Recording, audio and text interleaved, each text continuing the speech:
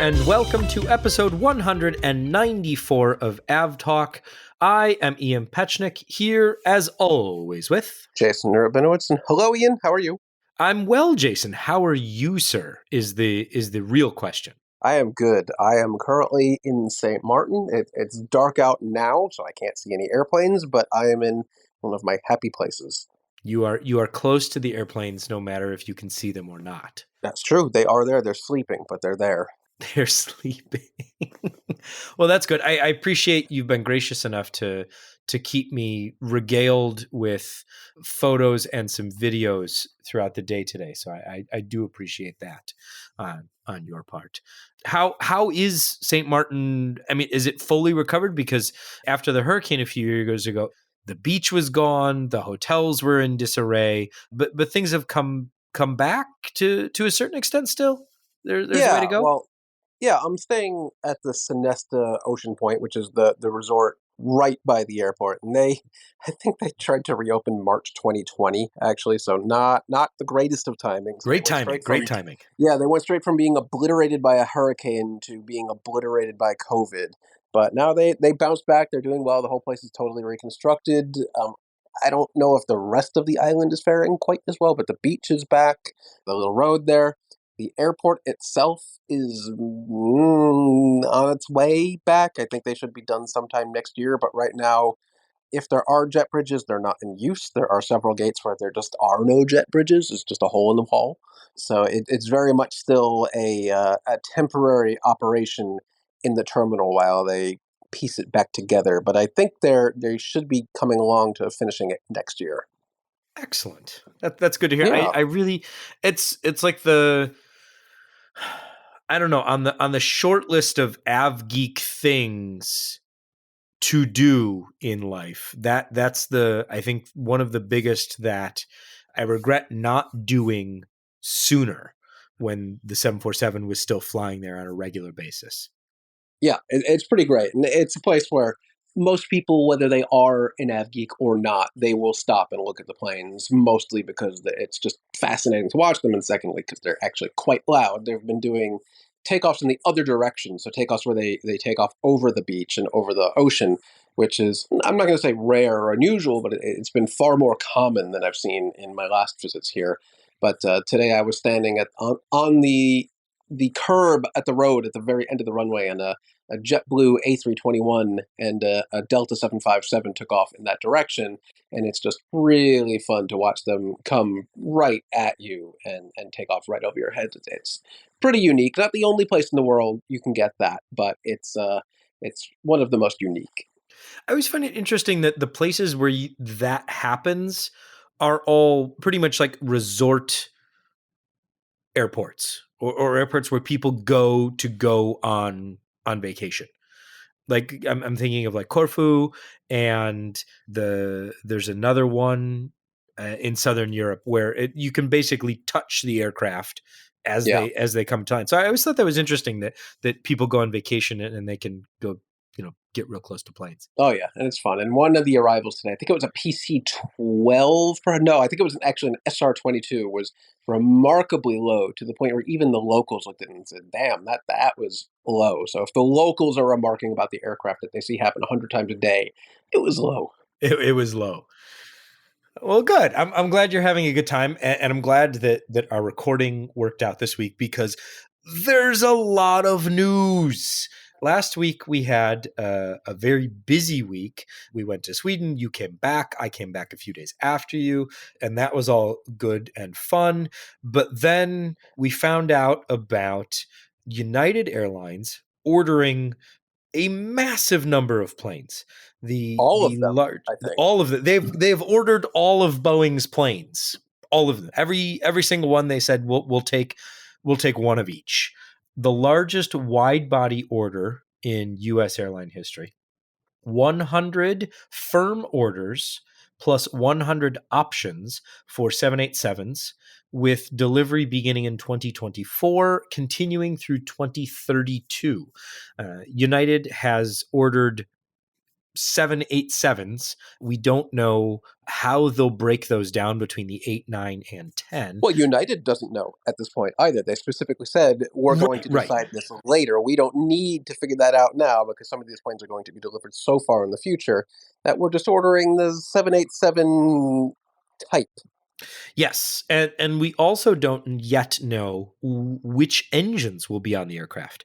Up until now, the United 787 fleet has been powered by GE, but there's a decent chance, it sounds like, that Rolls-Royce could in fact compete for this, or at least a portion of this order. That would be interesting. So the 787s that United is going eventually to take delivery of, whether it's 100 or 200, these aircraft are slated to replace the older 777s in United's fleets. I'm sure all of which are the 200s, some of the original Pratt and Whitney domestic aircraft they have, and some of the older ERs. And also, I'm sure there are lots of people who won't want to hear this and won't want to accept it, but also every single 767 in United's fleet will be gone by 2030. And yes, that includes the 767-400, of which United is half of the operators in the world of that type. A third. They are a third. Wait, Because we can't. who's the other? There's the 767-400ER BBJ that's Oh, that doesn't operated count. by. Oh, come on, we got to count it because it's just such an oddball. Is it the Sultan of Brunei or? I think so, but that doesn't count. Practically speaking, the only airlines operating the thing Okay, right now are fine. Half of the United and fine, Delta. fine. The only airlines are United and Fine. Delta, but yes, all 767s as of right now will be retired by United in 2030. And I am, of course, I'm very sad about this because it really spells the end of, let's say, comfortable seating layouts on United. Those will be gone entirely. You don't Any think they'll comfortable. go with a 7 abreast 787? Well, I'm currently booked on JAL in a couple of months, and they're one of the only two airlines left in the world having that. I don't even know if ANA does that anymore, so I don't think United's going to do that. Probably not. 333 seating coming to a 787 delivered to United near you. Probably. The other news that we got, which will, I think, come as a shock to no one, maybe like 2 or 3 people, but they've deferred the A350 order again. So we'll find out if they'll eventually, maybe, probably, at some point, could cancel the order and put it out of its misery. Yes, they said those are deferred until at least 2030, if ever. I would suspect at this point the never is probably more likely, but that is nothing new. So 2030 at current, but don't hold them to that. So that's the massive order news coming out this week. But wait, there's more. But wait, there's more. Jason, tell me more. Well, I don't have the numbers in front of me because I can't navigate away from the recording screen right now on my phone. But United said, you know what? While we're here with Boeing, why don't we act on some options we had for the 737, which I think was like 46 or something? And you know what? So I do have the numbers in front of me. In front of me. 44 max options, and those options, you were so close. But then the numbers all add up to 100, so it makes it nice and easy. 44 max options with deliveries between 2024 and 2026, and then 56 firm orders with delivery. Orders. Yeah, 56 additional firm orders for delivery between 2027 and 2028. So, I mean, what's crazy to me is that they'll have 44 additional options. So those aircraft are now optioned. They are firm orders now. Delivery over 3 years, so 24, 25, 26. Then they said, you know what? We need another 56 aircraft over the next 2 years. By 2028. So they're going to take between 2024 and 2028, over 4 years, they're going to take delivery of 100 new 737 MAX aircraft. It's pretty crazy since a lot of this actually isn't fleet replacement. Yes, United has a lot of older aircraft, but I believe they're only exiting about 100 of their older narrow-body aircraft because in the whole fleet refurbishment project that has not yet actually kicked off at United, they're going to be refurbishing the interiors of their A319s, A320s, 73700s, 800s, 900s, 900ERs. So a lot of these Maxes are actually expansion of United's fleet, not just replacement of older fleet types like you see a lot of the times with some of these larger orders. So with this order, United will take, so with the combined 787 and 737 MAX order this week, United will take delivery of 700 new aircraft by 2032. And that's across the 787 and That's737. every single new aircraft they have coming to the airline, including the Airbus A321s. Yeah, about those, there are only, what, like 45 of those on order? I don't think it's much.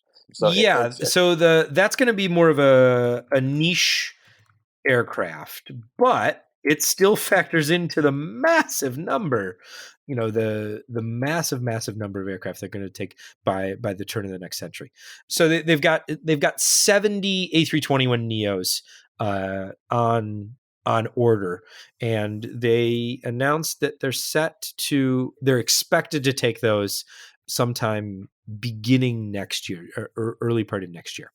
not if Airbus's production schedule has anything to say about that. Well, and that becomes a thing. So 700 new aircraft are scheduled to be delivered by 2032.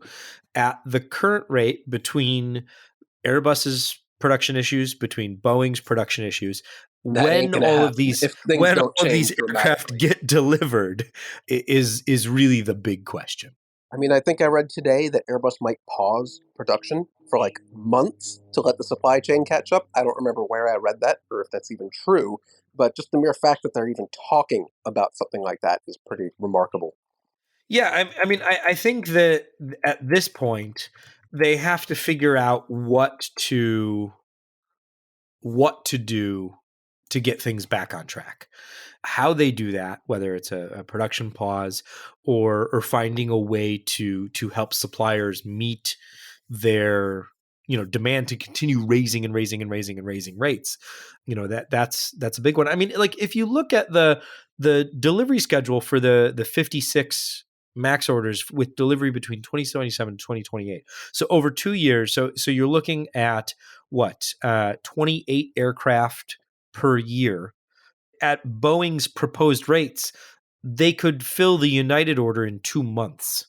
Yeah, I don't see that happening. Right. Shockingly, Boeing does have other customers with airline orders to fulfill. Right. But what I'm saying is, like, there's going to It's be a theoretically continued possible. Yeah, stretch. Yeah, there's going to yeah, be continued stretch in the supply right. lines. And Boeing, United did say in their release that they expect to take 2 to 3 aircraft deliveries per week in the years 2024 and 2025, I believe. So it's a ridiculous number of aircraft on paper being delivered to them right now. We'll see what happens, but they are very confident, seemingly at this point, that everything will happen as expected. But as we've seen in the last couple of years, nothing will happen as expected.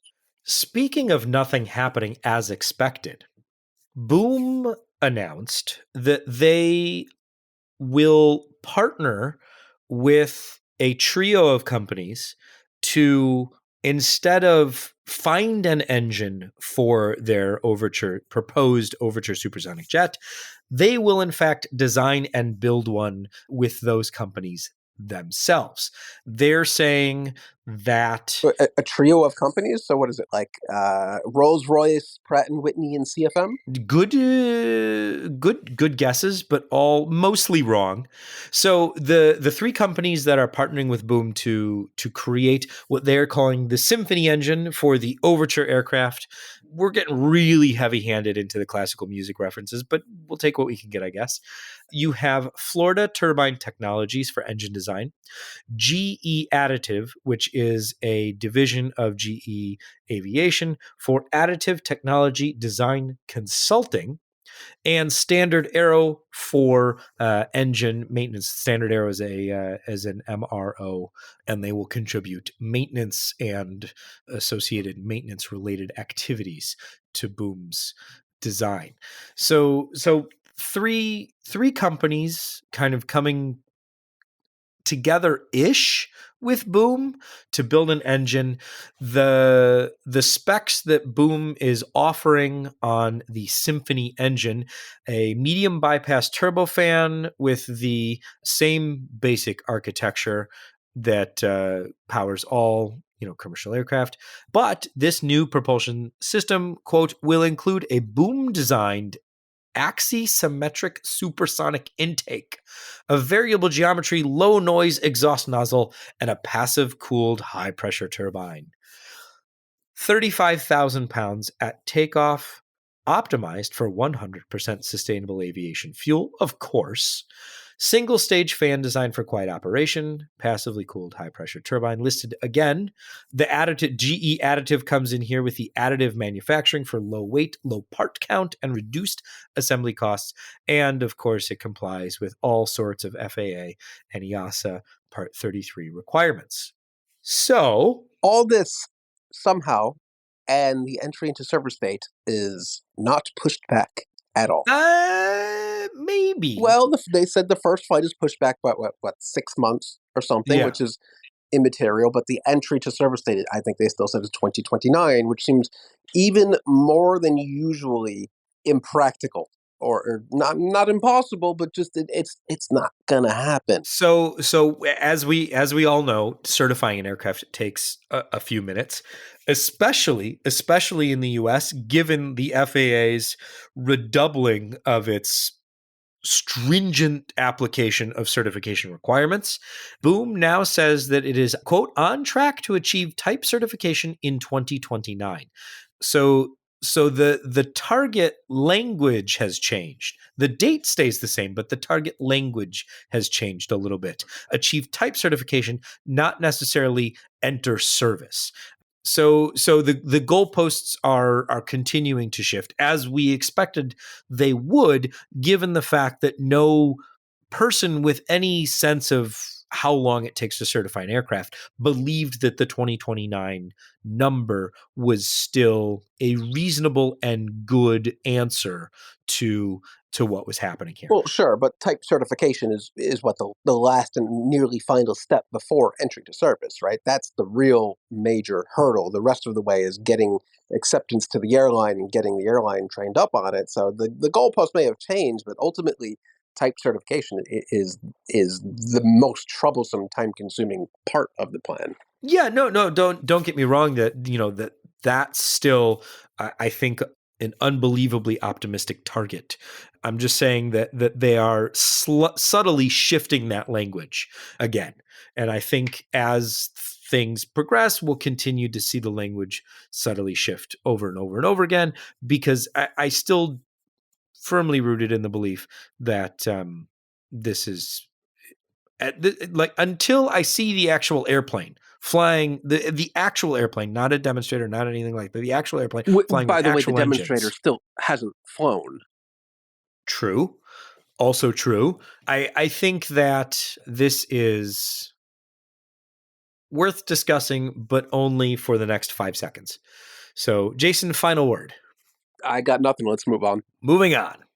So the FAA, speaking of certification requirements, the FAA issued its final ruling on the Airbus A321XLR this week regarding what Airbus has to do to ensure that the A321XLR can be certified based on its current design. Because the A321XLR has a special fuel tank in the rear center of the aircraft where you would normally have cargo capacity. That doesn't exist because there is a giant fuel tank there. Yeah, that's what literally puts the X in the XLR. Exactly. And so there was concern, perhaps, I don't know whether it was righteous concern, but there was concern, especially among Boeing. They were the ones that really pointed this out to the FAA. Looking at the designs for the Airbus A321XLR, Boeing said, "Hey, this is different because what it is the rear center tank is actually part of the fuselage. The outer skin of the fuselage forms part of the tank wall, forms the bottom and part of the sides of the tank wall. The FAA said, we didn't really think anybody would do this. We thought people would just put fuel tanks in the aircraft. We didn't really consider them making the aircraft fuselage part of the tank. So now we have to figure this out. So they issued the requirement that the insulation to keep the passengers nice and cozy, as opposed to the fuel, which doesn't need to be kept as cozy, has to be very, very, very, very flame resistant, so as to mitigate any impact from fire in the event of any crash. So a big step, because this is one of the things that Airbus has been waiting for so that they can progress with the A321 flight tests. And speaking of A321 XLR flight tests, Jason, go ahead. You beat me to it.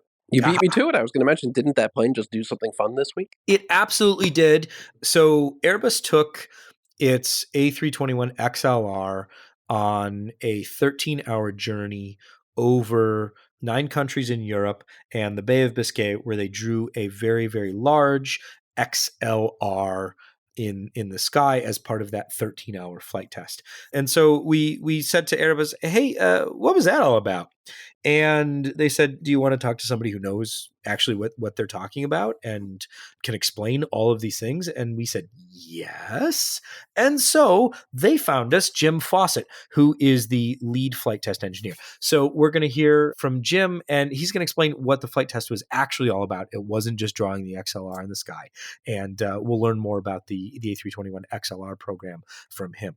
So stay tuned. We'll be right back with Jim Fawcett.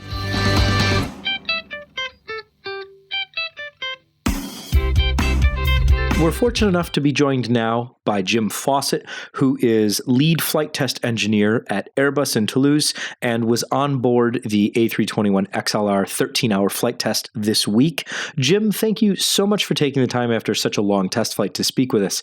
I'd like to start with the question that I know I had, and one that I know a lot of our users and readers had across social media and the like. What were you doing up there for 13 hours? I know that it wasn't just to draw the XLR. So what was the flight test purpose of this flight?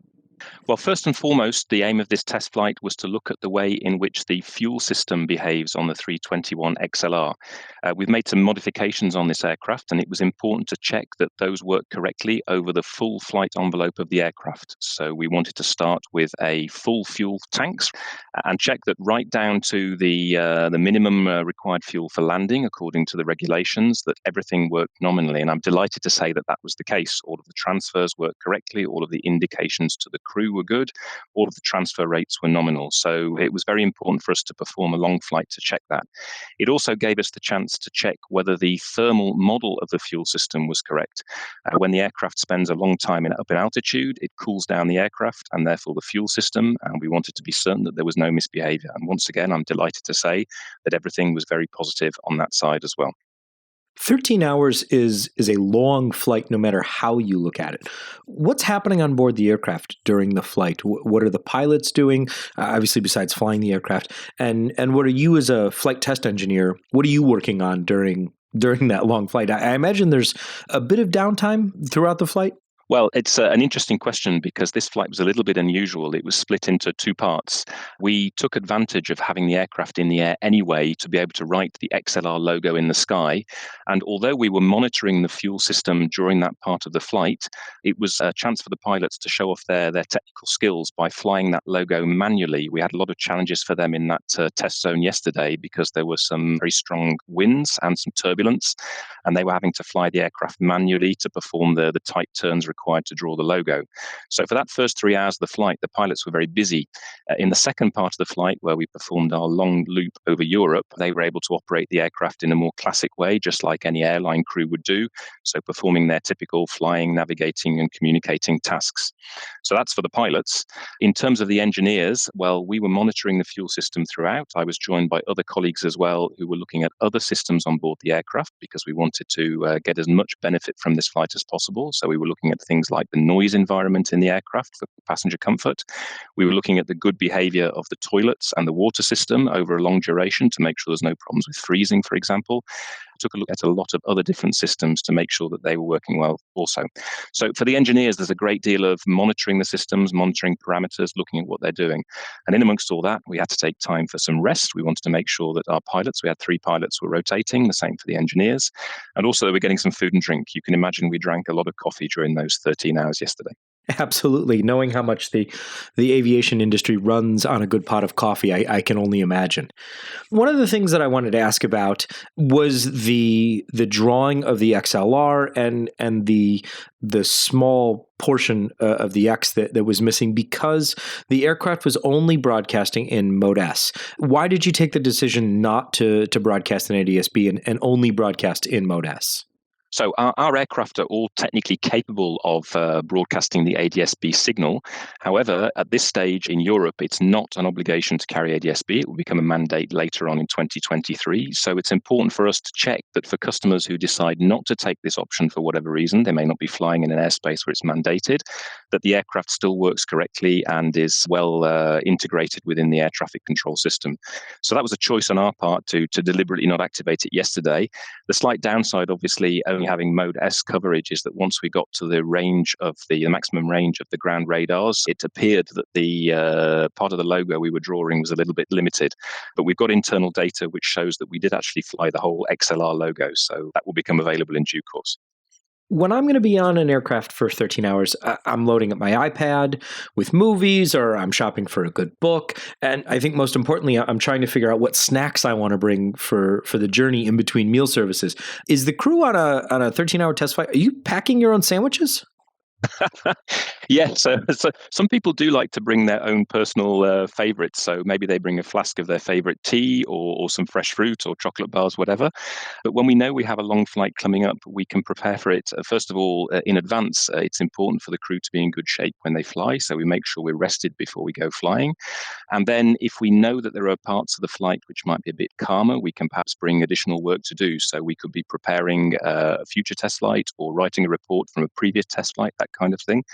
And there's also, as I mentioned previously, a requirement to have time on board to rest, to make sure the crew carry on being in good shape throughout the flight. So yeah, there's a lot of preparation which goes on.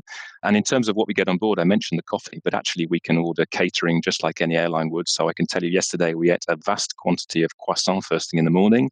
Then we had a nice meal of chicken or fish according to the preference at lunchtime. But by the end of the day, we were very much on the chocolate bars to keep us going until we landed back in Toulouse. Coffee and chocolate bars is really the best way to get through any flight. I wanted to ask you about Flight Radar 24, actually, or the people using Flight Radar 24. At one point, as you were completing the XLR drawing, nearly 50,000 people were following the flight. And then in total, about 100,000 people followed at least a part of the flight. Is it strange knowing that there are thousands of people following along in real time? Yeah, this was really interesting for us. We kind of imagined that people might be interested in it, but we didn't actually have on this particular test aircraft a connectivity solution allowing us to look in real time at what was happening on Flight Radar 24. So the only clue that we could get was from comments we were receiving from various people we spoke to throughout the day. So, for example, for the early part of the flight, the fuel system specialists at our design offices in the UK were following us via a telemetry link, and they were all commenting on the increasing number of people following us on Flight Radar 24 as it became clear what we were doing. The air traffic controllers, even though they're not allowed to look at Flight Radar 24 whilst they're working, those who were coming onto shift and starting working with us were all saying, Airbus XLR, you're the guys flying around Europe, and making some really positive comments about it. And when we landed back in Toulouse, the very last controller we spoke to, the tower controller in Toulouse, he said, you've just done your 13-hour flight and you've drawn that wonderful picture. I saw it on Flight Radar 24 before I left home, and I'd just like to say well done, and I hope you get a good night's sleep. So we understood that there was something going on, but it was a very indirect way of us learning it, and it was really only when we got back to our offices and turned on our computers that we could see the level of interest that had been shown in the flight. So it was great to have that being shared by Flight Radar 24 and the community of people who follow their activities. It was great to see everyone following along and kind of cheering the flight and noticing, oh, it's been in the air, 10 hours, 12 hours, 13 hours. When are they going to land? As you were waiting to kind of burn off enough fuel to be able to come in and complete the flight. So I thought that was really great. After this long 13-hour test flight, what is next for the A321XLR program? So this flight test was, as mentioned, a contributor to the certification of the aircraft. We have to demonstrate the normal operation of the aircraft over long periods of time, and the fuel system in particular. And we'll continue with those certification or development and certification checks through the whole of next year. Very early on next year, you'll probably see some of our aircraft flying to some unusual destinations because we need to go and check the performance of the aircraft in cold weather conditions. And after that, we'll continue to work on all of the different systems of the aircraft. It's a very intensive effort on several different systems of the aircraft which have been modified, and we'll be working hard on that next year. Jim Fawcett is lead flight test engineer on the development flight test team at Airbus. He was on board the A321XLR 13-hour test flight that drew the giant XLR in the sky, and he has been kind enough to share a little bit more about the A321XLR program and what goes on during these test flights. So, Jim, thank you so much for joining us. You're welcome. Have a great day.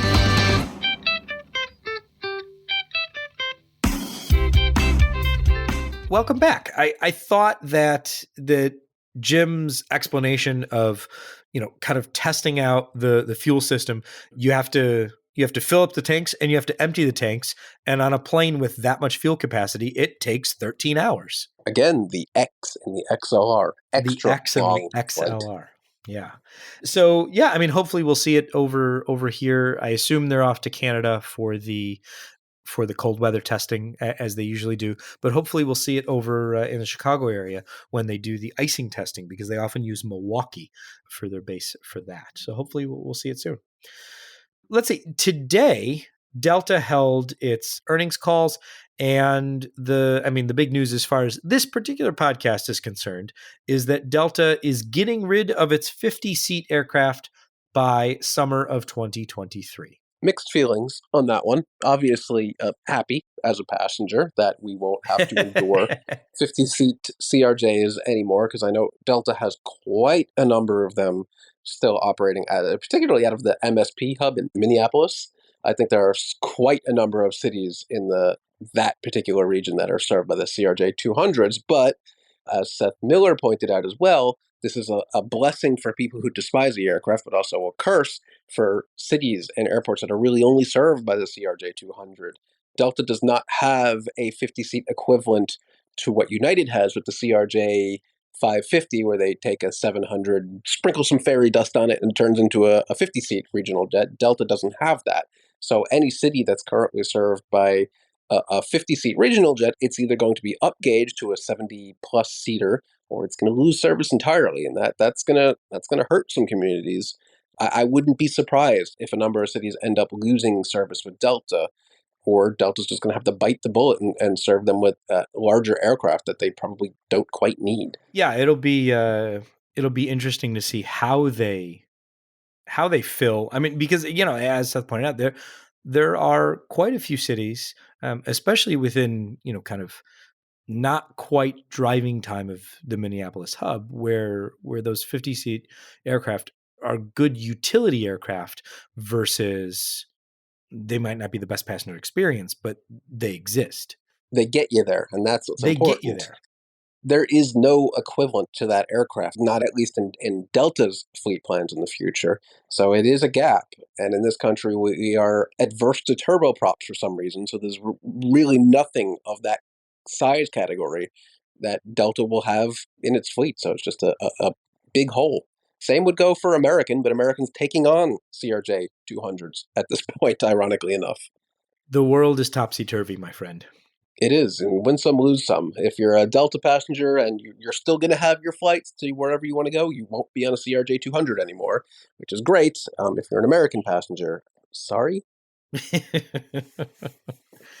Some other news this week as far as aircraft go. China Eastern on Friday took delivery of the first C919.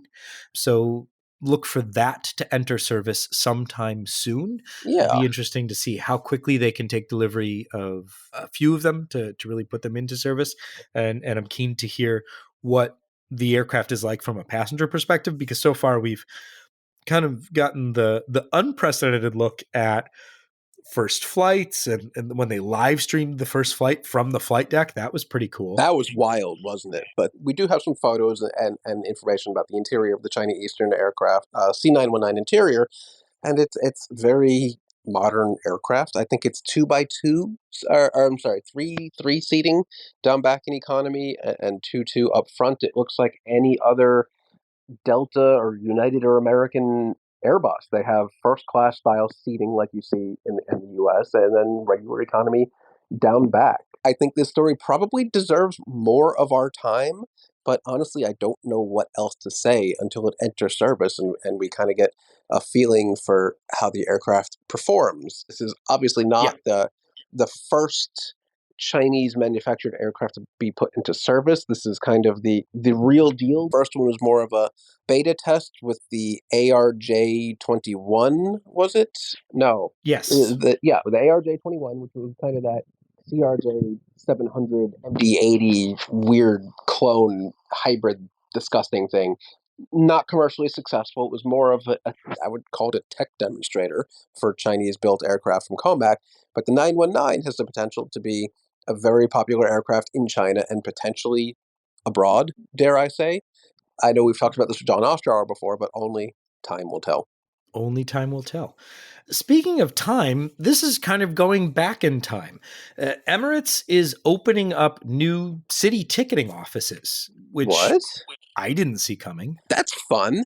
So city ticket offices were obviously hugely popular before the internet. It is a place where you could go in a city to buy tickets for an airline, or I guess in some cases, tour packages, or just get general customer service. There are still ticket offices. I believe Air France and some of the French airlines have ticket offices throughout France. There are definitely a smattering of others throughout the world, but they used to be quite popular. And it looks like Emirates is looking, at least with their city ticket office in Dubai, to make it more of like an experience center. You can go see their premium economy seat, and you can do some VR, AR nonsense. Who cares? But they're looking to expand their city ticket office operations into other cities where someone could presumably go and book a flight and use monies to pay for it in person. I like this. Ticket office, not ticket offices, but travel agencies are still very popular and widely used throughout Europe. So it seems like, yeah, time is kind of a flat circle, seeing airlines opening this back up. And it's interesting that it's Emirates, but I like it. Yeah, I mean, I would love to go check one out and see what it's all about. And you could have, as recently as like March 2020, United had a ticket office in New York, in Penn Station, of all places. You could have gone there and talked to a reservation agent and booked a flight right there while you wait for your delayed Amtrak train. I'm done with the train. I'm going on the plane. A few things before we leave this week. Confirmation that Air India's 777LRs are indeed ex-Delta. Pretty sure we knew this going in from the start, but we have confirmation given that the first one was delivered last week or a little over a week ago. So there's that. That's nice. And yes, they have the Delta interior and all that, and hopefully, knock on wood, that they keep them in one piece.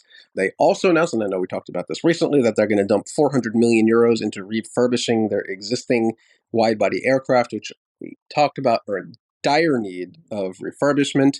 And they're also hinting at a major aircraft order, not quite as large as United's recent order, but I don't think we have any actual firm details yet. But I wouldn't be surprised if we're talking about it this time next week. Yeah, it sounds like it's going to be a big one, but details as of yet are still scarce.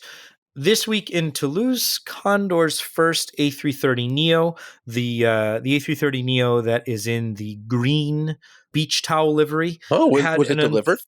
It was not. It was delivered into a building. There was an unfortunate That's one incident. way to do it. Yeah, there was an unfortunate incident where the aircraft was tugged into the side of a building. Was it the delivery building? I don't think it was the delivery building. It didn't look like the delivery building. It looked like one of the other buildings, really. But the aircraft sustained some damage to its right wing, enough that they had to deal with a fuel leak, but no word on yet how substantial the damage is or whether this pushes back delivery of their first A330neo, because they have two there on the ground. So I don't know if they'll swap one for the other in order to take delivery on time. But it'll be interesting to see what happened. A ground collision before the aircraft is even delivered is not a great start. But we have seen worse for new Airbus aircraft before they have even been delivered. Somebody mentioned that this week. Yeah, we have seen far worse. If you know, you know. But I guess we can just say it. Years ago, Airbus had a major incident with an Airbus A340-500 in Etihad colors, I believe, where they were doing. Yeah, I can't remember if it was a 5 or 6, but there's 5 or 600. We'll have a link to the aftermath of that incident in the show notes. Yes. Long story short, they were doing an engine run-up. Something went wrong with the brakes, or they didn't properly secure the aircraft, and it drove itself off an embankment and snapped into two pieces. And the aircraft obviously never flew for the airline. So no. It could be worse. It could be worse. And we close the show on, I guess, bittersweet news. Mostly bitter, but a little sweet.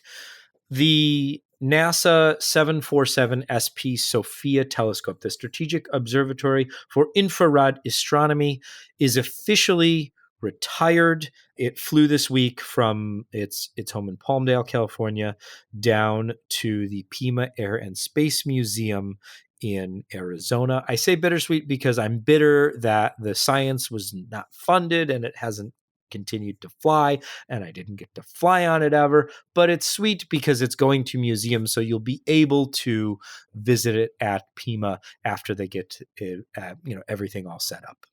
Yeah, if you needed any more excuse to go visit Pima, you should probably go now. And they have taken delivery of a whole host of new aircraft since I was there in probably like 2015. I think there's a 787 there even. Yeah, they've got some really great stuff. Commercial, military, they've got some weird stuff there, and it's really worth visiting.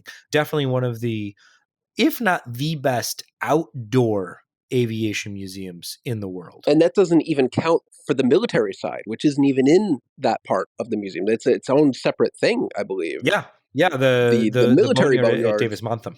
The tours leave through there, but it's a whole other wild thing. If you happen to find yourself in the Arizona desert, highly recommend a visit to Pima. Now that the SOFIA telescope 747 is there, if you were waiting for an excuse for some reason, now's the time. Now you've got one.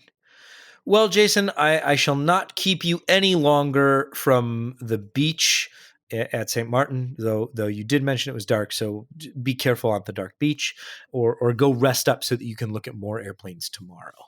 Thank you. So there you go. So I'm glad we got to record this episode because it was kind of touch and go whether we would be able to make it work, and we did. So I'm glad that happened.